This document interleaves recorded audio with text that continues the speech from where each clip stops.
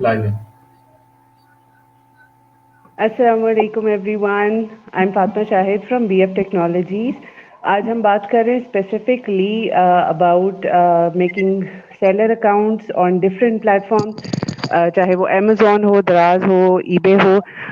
Our host, our guest today is Zubair. अस्सलाम वालेकुम जुबैर। जी वालेकुम सलाम, कैसी हैं आप फातिमा? अल्हम्दुलिल्लाह। सो हम अभी तो we are also waiting for Khalid Hussain, जो कि हमारे एक्सपर्ट हैं फ्रॉम द अदर प्लेटफॉर्म्स। लेकिन हम स्टार्ट करते हैं अभी विद द अमेजोन डिटेल्स। हम स्पेसिफिकली जो बात करेंगे वो सिर्फ अकाउंट मेकिंग की है कि हम सेलर अकाउंट बना कैसे सकते हैं। तो can you just tell us some details पहले तो जी बिल्कुल, इसमें जो आई थिंक आपकी आवाज़ नहीं आ रही। First of all can you here guys? मतलब आप एक कमेंट कर दें कमेंट सेक्शन में, फिर मैं स्टार्ट करता हूँ।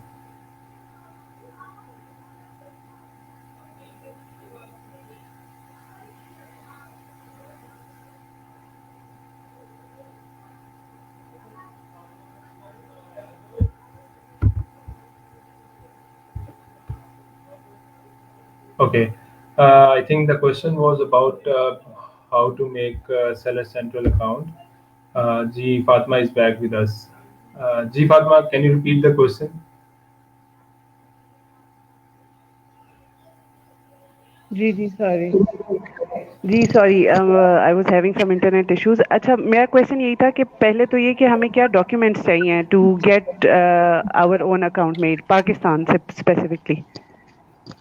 हाँ, स्पेसिफिकली अगर तो आप बेसिकली पाकिस्तान से कर रहे हैं तो वो आप सिंपल यूके मार्केट में कर सकते हैं। आप यानी यूरोपियन मार्केट में जा सकते हैं। उसमें आपके पास सबसे पहले तो कंपनी फॉर्म होनी चाहिए कंपनीज हाउस से। और उसमें सबसे पहले आपको एड्रेस चाहिए होगा, फिर आपको उधर का नंबर चाहिए होगा, जो कि बाइक या जिस आपकी सिम मिल जाती है इजीली, वो आप ले सकते हैं। कंपनी फॉर्मेशन के बाद आपके पास पेयोनीर या ट्रांसफरवाइज का बैंक अकाउंट होना चाहिए उस कंपनी का। फिर आप जब ये सारी चीज़ें आपके पास हों, then you can attempt for the self central account. इसमें कोई इतना मुश्किल नहीं है, बहुत इजी स्टेप्स हैं for company formation. Company formation के बाद सेल्फ सेंट्रल अकाउंट जो है वो बेसिकली आपको बनाना पड़ता है। और उसके बाद जो है वो आप जब अप्रूव हो जाए तो आप जो है सेलिंग स्टार्ट कर सकते हैं।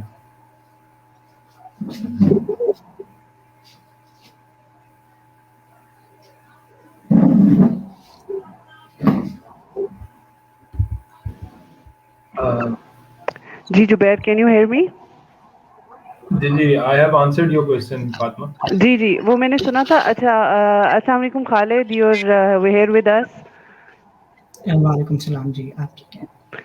जी अल्हम्दुलिल्लाह। अच्छा, हम इस वक्त बात कर रहे थे कि अमेजोन से क्या क्या डॉक्यूमेंट्स चाहिए होते हैं। तो अगर हम स्टार्ट करें, जैसे आप कह रहे हैं जुबैर, कि हम यूके आपकी मार्केट से आवाज़ स्टार्ट ड्रॉप हो कर रही है सकते या हैं। मेरा हम कनेक्शन स्लो है? ये जुबैर बता सकते हैं। मेरी आवाज़ ड्रॉप हो रही है जुबैर, या खालिद भाई का कनेक्शन नहीं सही? मुझे दोनों की आवाज़ आ रही है, बहुत लाउड एंड क्लियर अच्छा, आ रही फिर खालिद भाई, हाँ, इट्स समथिंग आपका दैट सवाल एट के योर दौरान एंड। आपका कनेक्शन जी, आपका कनेक्शन स्लो हो गया था। अच्छा, अच्छा जुबैर, मैं ये चाहती हूँ कि हम इस पे डिस्कस करें कि हमें डॉक्यूमेंट्स क्या चाहिए। फॉर एग्जांपल, अगर हम यूके में ही बना रहे हैं अकाउंट, तो क्या डॉक्यूमेंट्स मुझे चाहिए, क्या प्रोसेस होगा? तो आप जैसा one by one, step by step करके बता दें प्लीज़। जी फातिमा, सबसे पहले तो एक तो एड्रेस चाहिए आपको यूके का इटसेल्फ, वो बड़ा हम्म। इम्पोर्टेंट है। फिर आपके पास उधर का ही नंबर होना चाहिए, लाइक बाइक का या जिस जैप सिम है वो मिल जाती है बड़ी इजीली। ठीक है। अच्छा, इसे उस ना थोड़ा-सा आप इज़िली एक्सप्लेन करके बताएँ कि अगर जैसा आप कह रहे हैं कि हमें यूके का एड्रेस चाहिए। फॉर एग्ज़ाम्पल, मेरे पास यूके का कोई नहीं है जानने वाला मुझे, या कोई नहीं हेल्प आउट मिल रही, तो फिर मेरे पास क्या ऑप्शंस हैं? आप वर्चुअली एड्रेस बाय कर लें, सिंपल। बहुत सी कंपनीज हैं जो कि आपको प्रोवाइड हुँ, करती है वर्चुअल एड्रेस। आप सही। उधर कर लें, सिंपल पूरे साल का वो पैकेज देते हैं, आप वो पूरी पैकेज ले लें उनसे। और उसमें अच्छा। ये सिंपली आपको एड्रेस मिल जाएगा उधर का। और दैट इज रिलायबल? जी बिल्कुल रिलायबल है।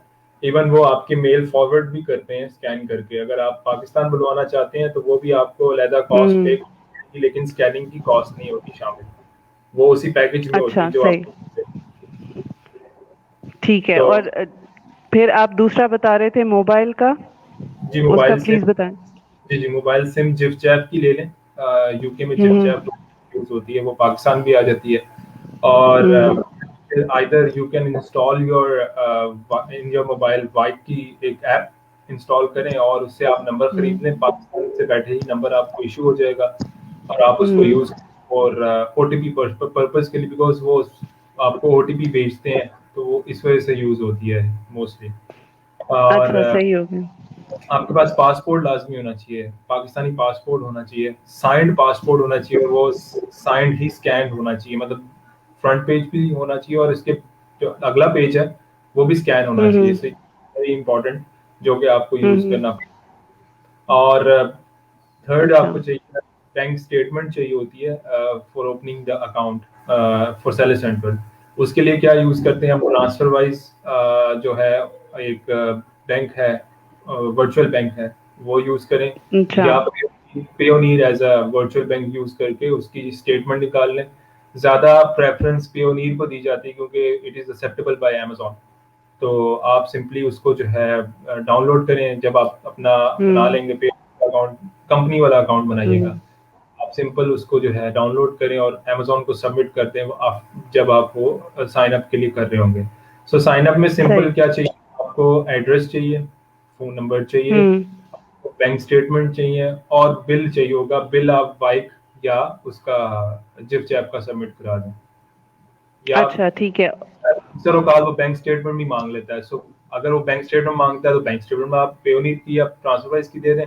अगर बिल मांगता है तो आप बाइक की या जिप जैप की बिल दे दें। और अच्छा, तो आप जैसा आप अब कह रहे हैं कि बैंक स्टेटमेंट दें, तो bank statement if I have just made Pioneer, अभी मतलब जैसा मैंने अभी बनाया है, परसों बनाया है मैंने, अगर फॉर इंस्टेंस, तो मैं कितना अरसा मुझे वेट करना है बैंक स्टेटमेंट देने से पहले?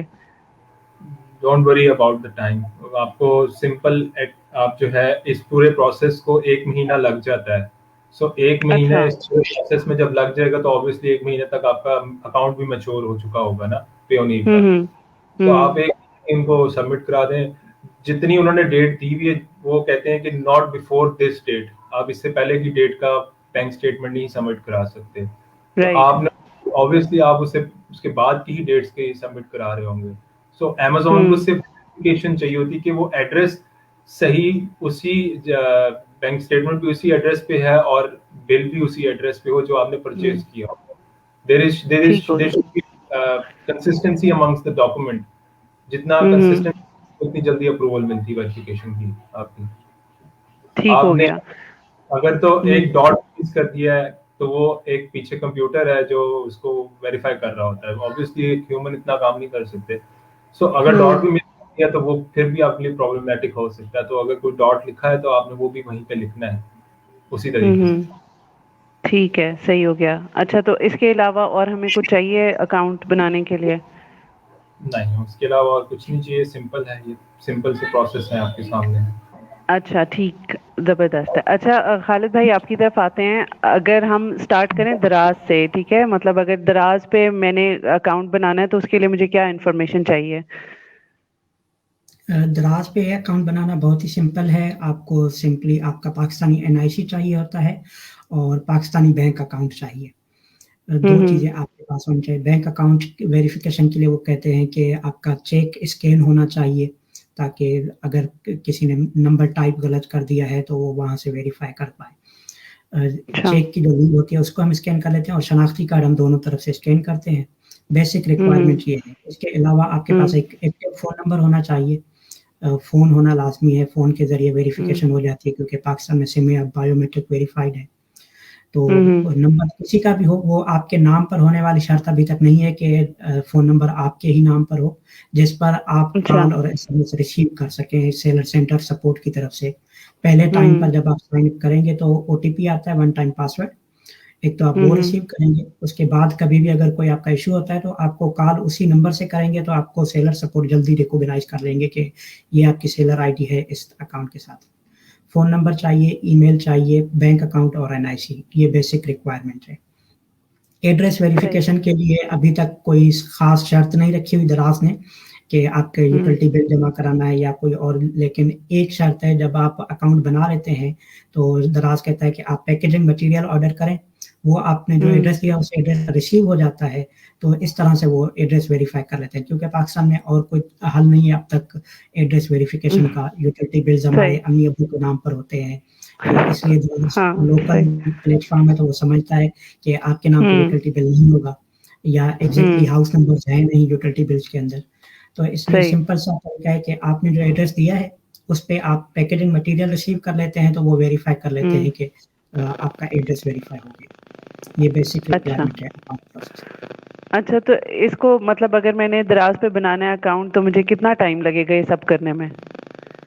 ये सारी चीज़ें आपके पास अगर अकाउंट है, बेसिकली मतलब अकाउंट से मुराद के बैंक अकाउंट है, एनआईसी है आपके पास, अभी आज आप साइन अप करें तो 2 बिजनेस डेज चाहिए होते हैं वेरिफिकेशन में ओवरऑल। अच्छा। बेसिकली मैक्सिमम टाइम लगता है 1 हफ्ता। अगर आपने कोई इन्फॉर्मेशन गलत पोस्ट कर दी है, कोई इन्फॉर्मेशन वेरीफाइबल नहीं है, तो उसके लिए वो आपसे दोबारा कॉन्टैक्ट करेंगे, आप एप्लीकेशन अपडेट करेंगे, फिर 2 बिजनेस डेज चाहिए। 4 दिन लग सकते हैं, 2 दिन पहले लगे थे, 2 दिन और, तो मैक्सिमम 1 हफ्ते के अंदर आपका अकाउंट अप्रूव हो जाता है। लेकिन बाकी जो वो एड्रेस वेरिफिकेशन वाला प्रोसेस है, उसके अंदर मैक्सिमम टाइम लगता है। आपकी एप्लीकेशन सबमिट हो जाती है आधे घंटे के अंदर। आप एप्लीकेशन सबमिट कर देंगे, पैकेजिंग मटीरियल ऑर्डर किया, डिपेंडिंग ऑन योर सिटी, अगर आप 5-6 बड़े शहरों में हैं जहाँ दराज के वेयर हाउसेस भी हैं, दराज के अपने हेडक्वार्टर्स हैं 6 बड़े शहरों के अंदर, तो वहाँ आपको 2 दिन के अंदर रिसीव हो जाता है पैकेजिंग मटीरियल, तो आपका अकाउंट अप्रूव भी 4 दिन के अंदर हो जाएगा। अदरवाइज अगर आप किसी स्मॉल टाउन से हैं, साउथर्न एरिया से या इंटीरियर सिटीज से, तो वहाँ पैकेजिंग मटीरियल रिसीव होने में 1 हफ्ता 10 दिन लग जाते हैं। वो जब आपको रिसीव होगा तो आपका अकाउंट एक्टिवेट होगा। सही हो गया। अच्छा, अगर अब हम बात करें शॉपिफाई और ईबे की, तो ये दोनों क्या सिमिलर हैं या इनके account making is completely different?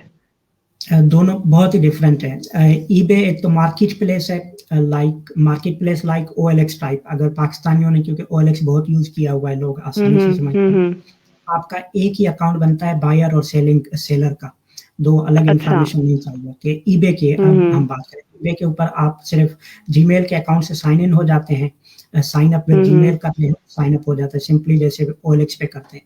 उसी अकाउंट से आप परचेजिंग भी कर सकते हैं, उसी अकाउंट से आप सेलिंग भी कर सकते हैं। लेकिन जब आप सेलिंग करते हैं तो आपको पेमेंट रिसीव करने के लिए पेमेंट मेथड चाहिए होता है। वो यूएस के अंदर तो रिसेंटली अब उन्होंने मैनेज्ड पेमेंट लॉन्च कर दिया है ईबे ने, तो वहाँ पर आप बैंक अकाउंट दे सकते हैं, यूएस का ही बैंक अकाउंट। लेकिन बाकी जितने भी मार्केट प्लेसेस हैं पाकिस्तान में तो अवेलेबल नहीं है। यूके के अंदर सिर्फ पेपाल ही एक्सेप्ट हो रहा है अभी तक, लेकिन 2021 का प्लान है मैनेज्ड बैंकिंग सिस्टम लॉन्च करने का ओवरऑल प्लेटफॉर्म के अंदर, तब आप वहाँ भी बैंक अकाउंट दे सकेंगे। बैंक अकाउंट का फिर हमारे पास वही अल्टरनेटिव जो अमेज़न के लिए है, ईबे आप पेपाल यूज़ कर लें या पेनियर यूज़ कर लें या जो है ट्रांसफरवाइज यूज़ कर लें, यूके में मोन्जो का बैंक बन जाता है वो यूज़ कर लें, तो उसके लिए आपको पेमेंट मेथड साइन अप करना पड़ता है। इसके अलावा अब तक कोई बड़ी रिक्वायरमेंट नहीं है ईबे पर साइन अप की। शॉपिफाई की हम बात करें तो शॉपिफाई बेसिकली ई कॉमर्स की होस्टिंग सर्विस है वो प्रोवाइड करता है। उसने इससे पहले लोग वर्डप्रेस यूज करते थे या जुमला मेजेंटो यूज करते थे वेबसाइट बनाने की, उसमें टेक्निकल स्किल थे। इन्होंने हम जैसे ऑनलाइन रिटेलर्स का ये मसला हल कर दिया। आप बगैर टेक्निकल स्किल्स के वेबसाइट बनाएं, वहीं पर आपकी होस्टिंग सर्विस होगी, वही आपको डोमेन देते हैं। इतना आसान है, जैसे ड्रैग एंड ड्रॉप सर्विस होती है। फेसबुक की पोस्ट लगाना अगर आपको आती है तो आप शॉपिफाई की वेबसाइट भी डिजाइन कर सकते हैं। वो आपको इसलिए कोई इजाफी डॉक्यूमेंट्स भी नहीं मांगते।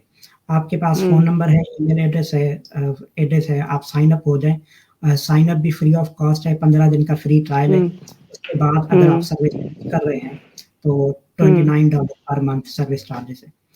अब फिर वही बात आएगी, पेमेंट कैसे रिसीव करेंगे? तो पेमेंट रिसीविंग के लिए अब तक पाकिस्तान एलिजिबल कंट्रीज में नहीं है, क्योंकि हमारा बैंकिंग सिस्टम जो है इंटरनेशनल स्टैंडर्ड्स के मुताबिक नहीं, सिर्फ इस वजह से। Otherwise Shopify as a Pakistani आप अकाउंट बना सकते हैं, पाकिस्तान में पैसे पीकेआर में भी रिसीव कर सकते हैं, लेकिन बैंकिंग सिस्टम आपका अपना एक्सेप्ट नहीं कर रहा उसको।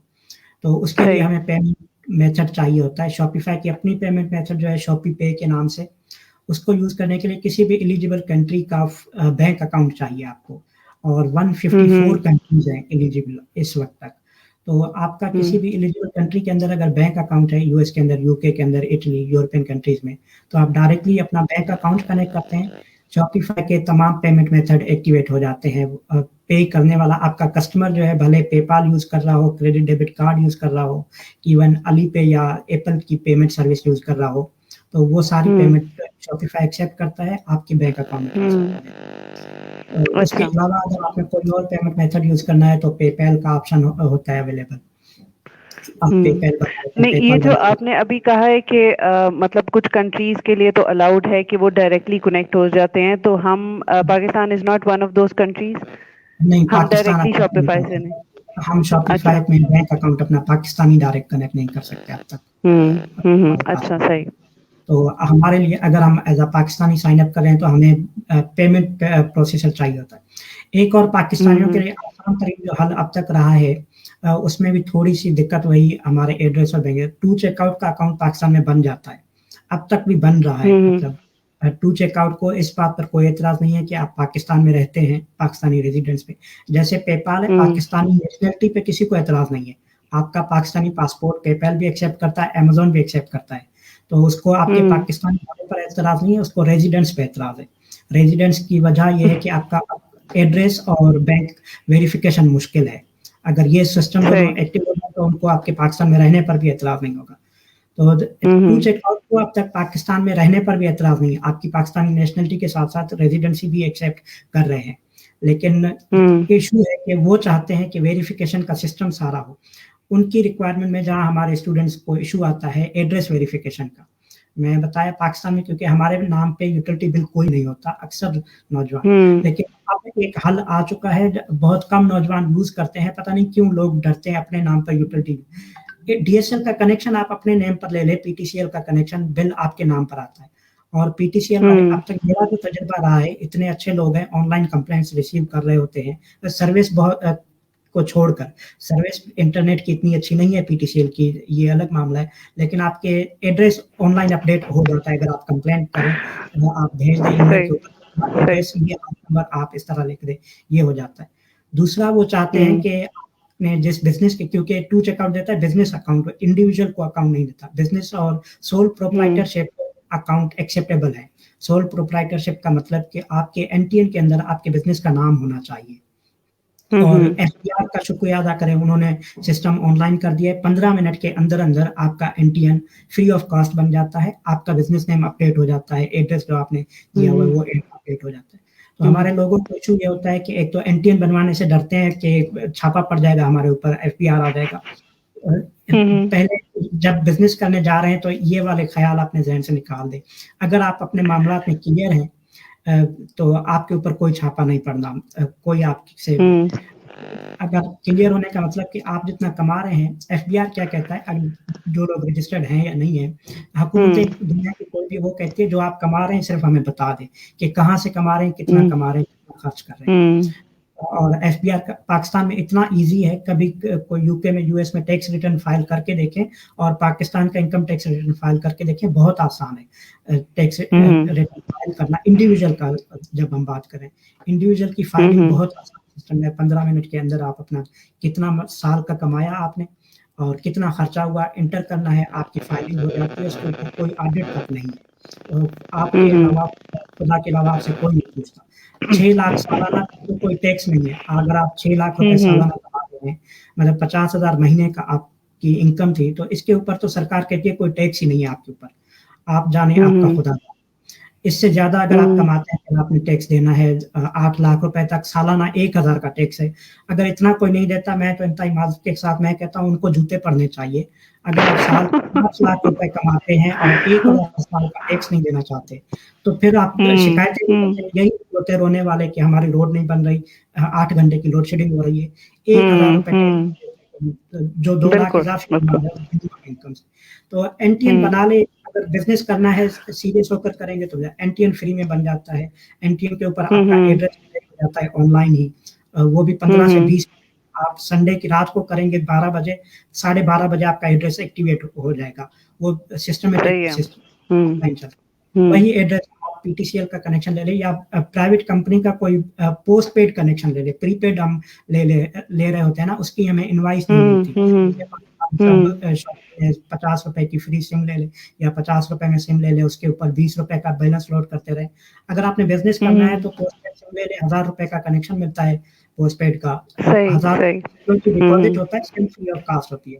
जब आप वापस कंपनी को वो 1000 रुपए आप वापस ले लें, तो उसमें आपका एड्रेस आपकी मर्जी का लिखवाया जा सकता है।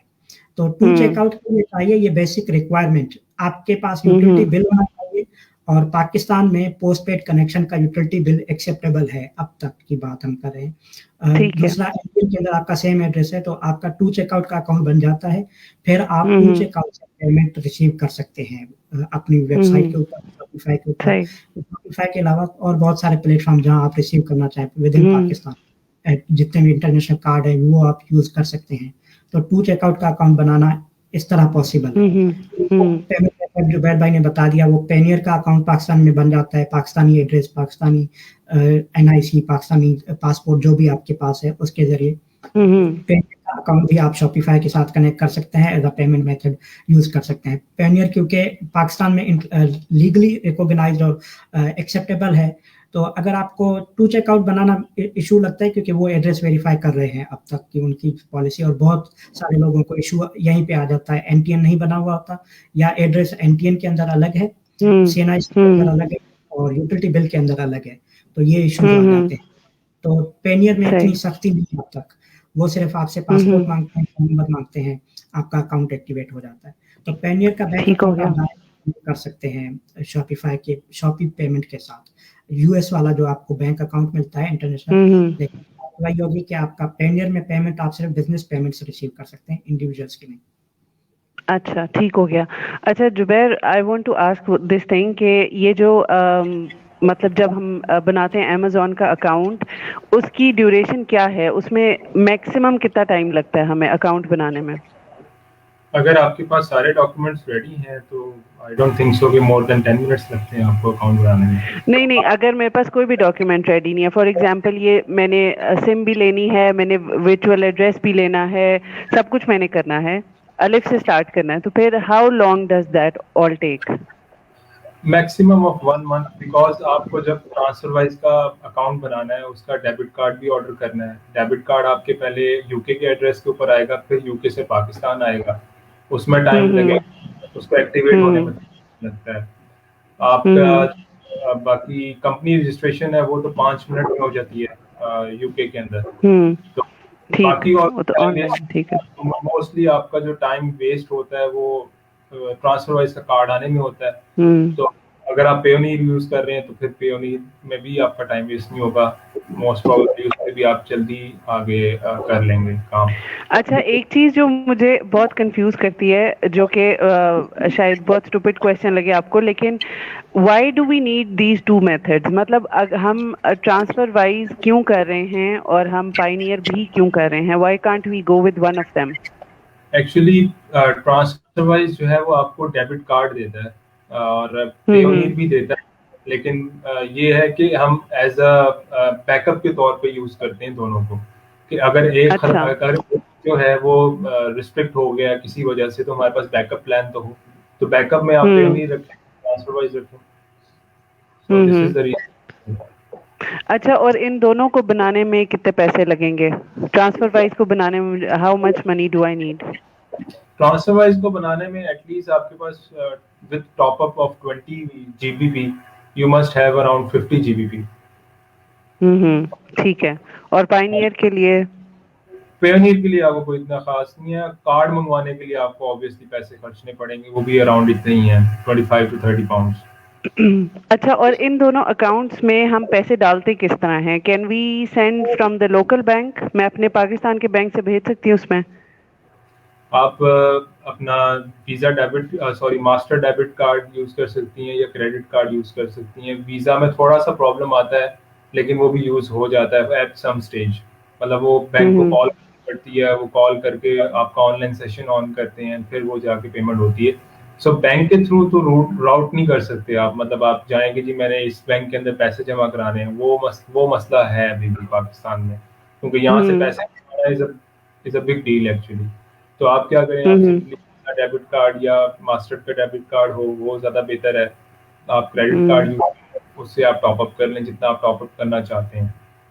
अच्छा, तो हमें कोई भी क्रेडिट कार्ड चाहिए है, किसी भी बैंक का पाकिस्तानी विल वर्क, और फिर हम ट्रांसफर वाइज में पैसे भेज सकते हैं। That's the thing.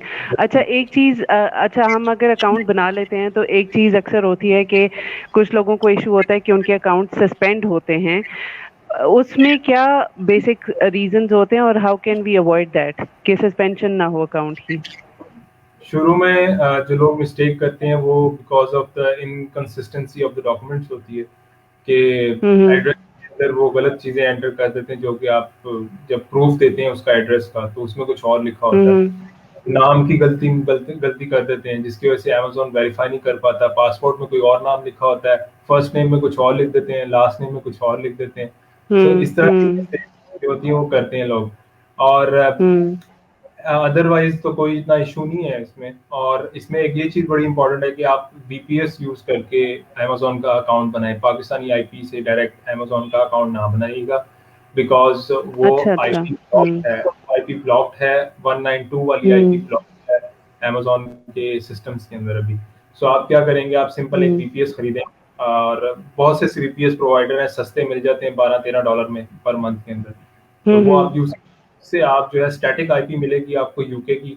आप यूके में जाएं और यूके के सेल सेंटर में जाएं और वहां से आप साइन अप करें। ये एक ट्रिक है, यानी टिप है। और VPN not VPN, even VPN जो है वो स्टेबल नहीं रहता। वीपीएस यूज करें, ठीक है। अच्छा, और खालिद भाई आप बताएं कि हाउ डू वी मतलब फिक्स दिस प्रॉब्लम? अगर दराज पे हमें कोई इशू आता है तो क्या चांसेस हैं वैसे इशू आने के, और उसके बाद हम फिक्स कैसे करें? कि अकाउंट साइन अप में मोस्टली यही इश्यूज आते हैं कि लोगों के शनाख्ती कार्ड नंबर या नाम मैच नहीं कर रहा होता, तो अप्रूवल डिले हो जाता है। पोस्टपोन आप 3 बार एक ही अकाउंट के लिए अपील कर सकते हैं। अगर आपने लोग आईबैन जो है बैंक का नहीं लिखते, वो अकाउंट नंबर सिंपल लिख दिया और आईबैन कुछ और है, तो उसको वेरिफिकेशन में उनका जो फाइनेंस डिपार्टमेंट है टाइम लग जाता है इसमें। उसके बाद अकाउंट सस्पेंड होने के चांसेस सिर्फ इन मामला पे अभी तक कोई अकाउंट सस्पेंड नहीं हुआ। पिछले 8 साल हो गए इसको दराज को कि आपके पेमेंट में कोई इशू ना हो, अनटिल अनलेस के कोई एक्सेप्शनल कोई केस हो जिसका बैंक अकाउंट सस्पेंड हुआ है, अपना जहां पेमेंट नहीं गई तो उस वजह से आ सकता है। अदरवाइज दराज के अकाउंट सस्पेंड नहीं होते, लेकिन बाकी क्वालिटी चेक की वजह से होते हैं। अगर आपका रिटर्न रेट बढ़ गया है 30 दिनों के अंदर, 3% से ज्यादा रिटर्न रेट रहा, तो आपका अकाउंट सस्पेंड होता है। डायरेक्टली सस्पेंड नहीं होता, पहली बार लिमिटेड हो जाता है 15 दिन के लिए। आपकी इन्वेंट्री ऑफलाइन हो जाएगी, मतलब आपकी लिस्टिंग नजर नहीं आएगी सर्च इंजन में। अगली बार 28 दिन के लिए आप ऑफलाइन होते हैं, तीसरी बार आप सस्पेंड हो जाते हैं। बाकी क्राइटेरियाज है, अगर आपका ओवरऑल सेलर परफॉर्मेंस जो फीडबैक आता है कस्टमर की तरफ से वो 60% से डाउन हुआ तो आपका अकाउंट जो है लिमिटेड हो जाता है। इन चीजों का ख्याल रखें तो दराज अब तक जो है कोई बैंक की वजह से, एड्रेस वेरिफिकेशन की वजह से अकाउंट सस्पेंड नहीं कर रहा। ना ही अगर हम उसकी शॉपिफाई की पेमेंट बात करें, वहां पर आपको इशू आता है रिटर्न रेट की वजह से। अगर आपके पेमेंट प्रोसीजर पर शिकायतें आ रही है, आपके रिटर्न रेशो बहुत ज्यादा है, तो वो आपका पेमेंट प्रोसीजर जो भी यूज कर रहे हैं उनको इशू होता है कि कस्टमर बार बार आपसे रिफंड ले रहे हैं, रिफंड के लिए तब आपको इशू आते हैं। पेमेंट प्रोसेस दुनिया में जितने भी सिस्टम्स हैं कस्टमर सेंट्रिक होते हैं। अगर कस्टमर आपका है तो वो आपसे कोई भी सर्विस खुश नहीं होगी। तो आपने अगर बेहतर तरीके से काम करना है तो कस्टमर कि हाँ में हाँ मिलानी है, कस्टमर को खुश रखना है आपने। प्लेटफॉर्म दराज हो, शॉपिफाई हो, ईबे हो, उसके ऊपर आपने कस्टमर को खुश किया तो आप सस्टेन कर पाते हैं, अदरवाइज आप सस्टेन नहीं कर पाएंगे। ठीक हो गया। अच्छा जुबैर, कोई क्वेश्चंस हैं जो? जी खालिद बोले। ट्रांसफर वाइज अपने करीबी दोस्तों के एक्सपीरियंस के मुताबिक बताऊं, जो एक गलती की करते हैं जिसकी वजह से अकाउंट सस्पेंड होते हैं पाकिस्तान में। हम पैसे मंगवाने, पाकिस्तान में बैंकिंग सिस्टम दुनिया इसलिए एक्सेप्ट नहीं करी, बहुत इजी है। हम अपने जाती अकाउंट से दोस्तों को भी पैसे भेज रहे हैं, फैमिली को भी भेज रहे हैं, बिजनेस भी उसी से कर रहे हैं, खर्चा घर का भी उसी से चला रहे हैं, और ना बैंक पूछता है ना सरकार पूछती है हमारी को। इसीलिए हम कहते हैं कि इंटरनेशनल मैटर्स भी ऐसे होंगे, हालांकि नहीं ऐसा। ट्रांसफर वाइज जब आप बिजनेस अकाउंट में, आपको 2 अकाउंट देता है, एक पर्सनल अकाउंट, एक बिजनेस अकाउंट। और 2-3 लोगों के सस्पेंड हुए हैं अकाउंट इस वजह से कि उन्होंने पर्सनल ट्रांजैक्शन बिजनेस अकाउंट से किए, बिजनेस ट्रांजैक्शन पर्सनल अकाउंट से किए। तो ये अगर आपके साथ आपका क्लियर नहीं है इंटरनेशनल वर्ल्ड के अंदर, यूएस यूके के अंदर, तो आप पकड़े जाते हैं और उसकी सलाह सस्पेंड कर जाते हैं। पाकिस्तान में अगर आप मंगाना है तो बिजनेस अकाउंट से, अगर आप पर्सनल पाकिस्तानी अकाउंट में ले रहे हैं तो पहले आपने अपनी क्लेम करनी है अपने बिजनेस से। जब ट्रांसफर वाइज देगा कि ये पैसे अपने पर्सनल अकाउंट में आपने क्यों डाले बिजनेस से, तो आपने डॉक्यूमेंट देने हैं कि ये मेरी एज अ डायरेक्टर सैलरी है, जो 1 लाख रुपए पाकिस्तान के अकाउंट में भेज रहा हूँ, वो मेरी सैलरी है। वो भी डायरेक्टली आप वहाँ से पहले अपने पर्सनल अकाउंट में ट्रांसफर करते हैं, फिर पर्सनल अकाउंट से पाकिस्तान पर्सनल अकाउंट, क्योंकि यूके में आप बिजनेस कर रहे हैं तो आपकी सैलरी भी यूके के अंदर जाएगी। आप टैक्स पेयर यूके के, पाकिस्तान में आप जो टैक्स देते हैं तो पाकिस्तानी हुकूमत ट्रांसफर वाइज आपको जानता है यूके की वजह से। तो आप पहले करते हैं अपने पर्सनल बिजनेस अकाउंट से पर्सनल यूके के अकाउंट में, और उसको सैलरी क्लेम करके या डिविडेंड क्लेम करके कि ये मेरा 1 लाख का प्रॉफिट का $1000 का, इसमें $500 ले रहा हूँ एज अ प्रॉफिट डायरेक्टर, या आपसे या आप किसी तीसरे बंदे को दे रहे हैं, तो डॉक्यूमेंट्स क्लियर होना जरूरी है। उसके बगैर आप सस्टेन नहीं कर पाते। इंटरनेशनल अकाउंट बहुत जल्दी आपको बैन कर देते हैं। तो ये गलतियां लोग कर रहे होते हैं। हमारे कई दोस्त सस्पेंड हुए हैं, बहुत मुश्किल से 2 करा लिए, एक हुआ ही एक्सटेंट हमारा दोबारा बनाई, उसके बाद बहुत जल्दबाजी कर दी, $500 पैसे घर आ रहे हैं,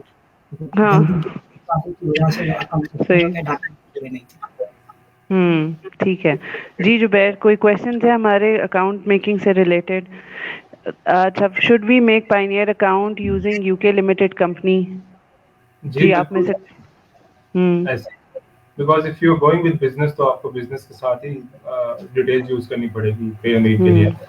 और जिस तरह खालिद बता रहे हैं कि अगर आपने इंडिविजुअली करना है तो फिर आप इंडिविजुअल भी करेंगे, सिंपल है।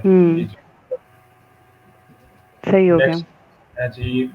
VPS versus dedicated static VPN। जी खालिद भाई। VPS प्रीफर है। VPN तो किसी से VPN अगर परचेज वाले VPN लोग हमारे पाकिस्तान इसलिए प्रीफर करते हैं, फ्री वर्जन मिल जाते हैं ना। वो परचेज वर्जन में अगर आपसे कमिटमेंट करता है कोई भी, आई गेस स्टील प्रोटेक्टेड, क्या नाम है उनका, वो देते हैं स्टैटिक IP VPN के साथ। लेकिन अगर आपको तस्वीर की स्टैटिक IP मिल रही है, अदरवाइज VPS में आपका डेटा भी सिक्योर रहता है। आप जब चाहेंगे लोगे सेम IP मिलेगी स्टैटिक IP। तो अगर आप Amazon ट्रांसफरवाइज इस तरह की सर्विसेज, स्पेशली पेपाल ट्रांसफरवाइज को तो खैर इतना नहीं पता IP को तो, लेकिन पेपाल और Amazon यूज करना है तो VPS इज बेटर। ठीक है जी। जी अच्छा, while upgrading to professional Amazon account, is suggested LLC be single person or partnership is also okay? Pros and cons. Basically ये तो डिपेंड करता है कि LLC तो होती है ओपन US के अंदर है, ठीक है। अब UK में तो LTD होती है, लिमिटेड लायबिलिटी कंपनी जो होती है LLC, वो US के केस में है। अगर तो आपका हेल्पर उधर का है, उसको कोई इशू नहीं है, तो फिर तो आप पार्टनरशिप के ऊपर जाएंगे। अगर तो आपका हेल्पर उधर का है और उसको इश्यूज हैं कि आप उसका एड्रेस यूज करेंगे या उसको एज उसका पासपोर्ट यूज करके उसका अमेज़न पे अकाउंट बनाएंगे, तो फिर तो उससे सिंपल आप अकाउंट बनाएं, कोई सेलिंग ना करें, उससे कहें उस कंपनी से रिजाइन कर दे, और जब वो कंपनी से रिजाइन करेगा तो ऑब्वियसली सिंगल पर्सन रह जाएगी, क्योंकि आप भी शेयर होल्डर होंगे ना उस कंपनी में। So it depends on situation actually. मैं इसका स्ट्रेट फॉरवर्ड आंसर नहीं कर सकता कि आपका अगर हेल्पर वहाँ पे और उसको इशू कोई नहीं है तो फिर तो ऑब्वियसली पार्टनरशिप वाली साइड पे जाएंगे कि वो भी इन्वॉल्वमेंट कर रहा है आपके साथ इन्वेस्टमेंट के या कोई किसी और तरीके से आपके साथ इन्वॉल्व हो रहा है उस बिजनेस के अंदर, तो ऑब्वियसली फिर पार्टनरशिप साइड पे जाएंगे आप। अगर तो वो आपकी सिर्फ लेकिन ज्यादा बेहतर क्या होता है, क्या सिंगल जाना बेहतर है या पार्टनरशिप में जाना बेहतर है? एक्चुअली ये आपकी सिचुएशन के ऊपर डिपेंड करता है ना, कि अगर वो आपको हेल्प कर रहा है सिर्फ और सिर्फ कि आपको एड्रेस देगा, और वो ऑब्वियसली बड़े डरते हैं इस चीज से कि उनके ऊपर कोई लायबिलिटी ना आए, तो जैसे वो बेहतर होता है कि आपकी सिचुएशन क्या है। अगर तो वो सिर्फ हेल्प कर रहा है आपकी तो ऑब्वियसली फिर सिंगल पार्टनर के तौर, सिंगल पर्सन के तौर पे एलएलसी जाएगी। तो ये चीजें हैं जो थोड़ी टेक्निकल हैं। ठीक है जी, सही हो गया। That's all, I think these were the questions जो के थे स्टूडेंट्स के। इसके अलावा तो thank you so much Zubair और खालिद फॉर बीइंग हियर, और आई होप कि इससे लोगों को थोड़ी हेल्प हुई और थोड़ी क्लैरिटी हुई हो। टेक केयर, अल्लाह हाफिज। हाफिज।